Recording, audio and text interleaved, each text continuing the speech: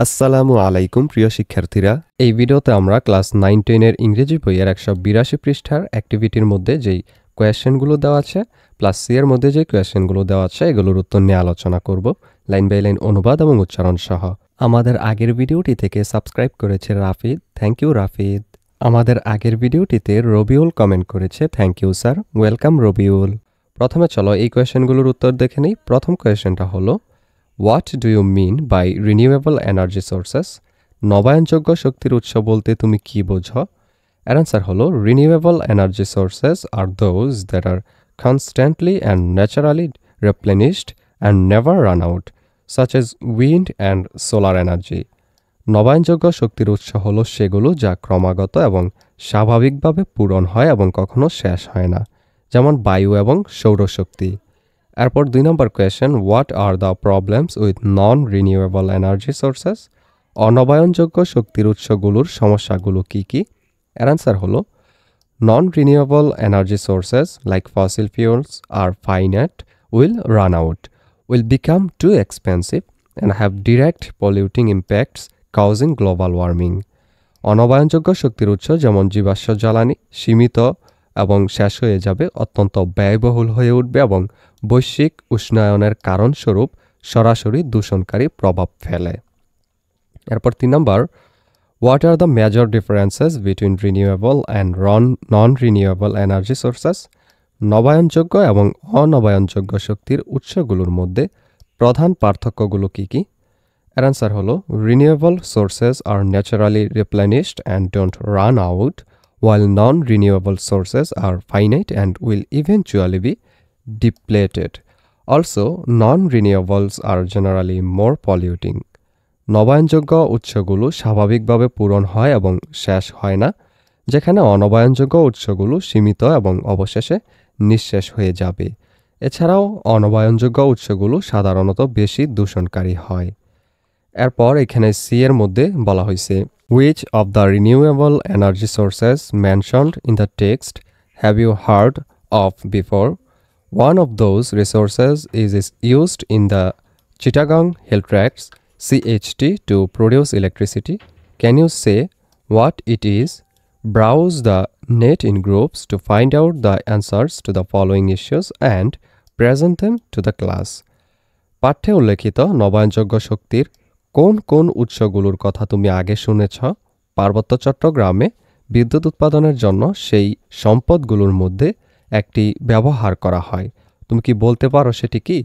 নিচের বিষয়গুলোর উত্তর খুঁজে বের করতে এবং ক্লাসে উপস্থাপন করতে দলবদ্ধভাবে ইন্টারনেট অনুসন্ধান করো।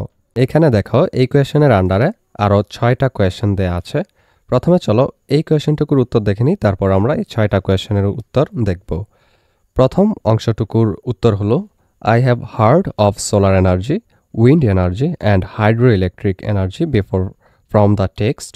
আমি পাঠ্য থেকে সৌরশক্তি, বায়ুশক্তি এবং জলবিদ্যুৎ শক্তির কথা আগে শুনেছি।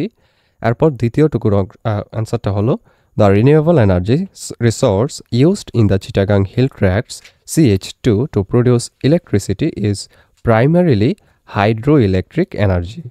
পার্বত্য চট্টগ্রামে বিদ্যুৎ উৎপাদনের জন্য যে নবায়নযোগ্য শক্তির উৎস ব্যবহার করা হয় তা হল প্রধানত জলবিদ্যুৎ। এরপর যেই কোয়েশ্চেনগুলো দেওয়া আছে সেগুলোর আনসার চলো দেই। প্রথমটা হলো, what is the name of the project? প্রকল্পটির নাম কি? এর আনসার হলো, the project is the Karnaphuli hydro electric power station, also known as the Kaptai dam project. প্রকল্পটি হলো কর্ণফুলী জলবিদ্যুৎ কেন্দ্র, যা কাপ্তাই বাঁধ প্রকল্প নামেও পরিচিত।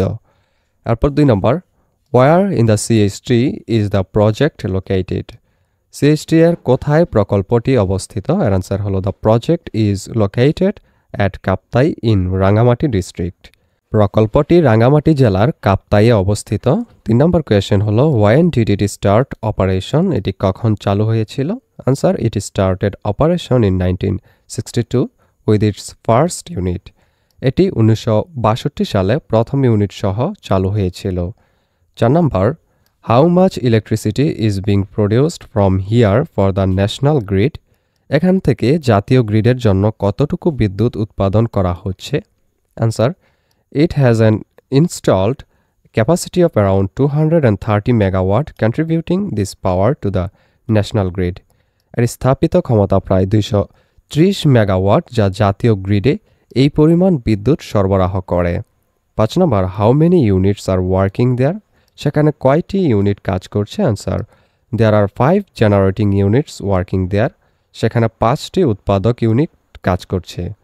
6 নম্বর question, what is the positive impact of the project on our national development? আমাদের জাতীয় উন্নয়নে এই প্রকল্পের ইতিবাচক প্রভাব কী? এর অ্যান্সার হলো, ইট provides a significant amount of renewable electricity to the national grid, AIDS in flood control and supports irrigation and fisheries. এটি জাতীয় গ্রিডে উল্লেখযোগ্য পরিমাণে নবায়নযোগ্য বিদ্যুৎ সরবরাহ করে, বন্যা নিয়ন্ত্রণে সহায়তা করে এবং সেচ ও মৎস্য চাষে সহায়তা করে। এই ভিডিওটি এই পর্যন্তই। পরবর্তী ভিডিওতে আমরা 183 পৃষ্ঠার অ্যাক্টিভিটি ডি এবং এর মধ্যে যে কোয়েশ্চেনগুলো দেওয়া আছে সেগুলোর উত্তর নিয়ে আলোচনা করব। সেই ভিডিওটা পেতে হলে চ্যানেলটিকে সাবস্ক্রাইব করে রেখো।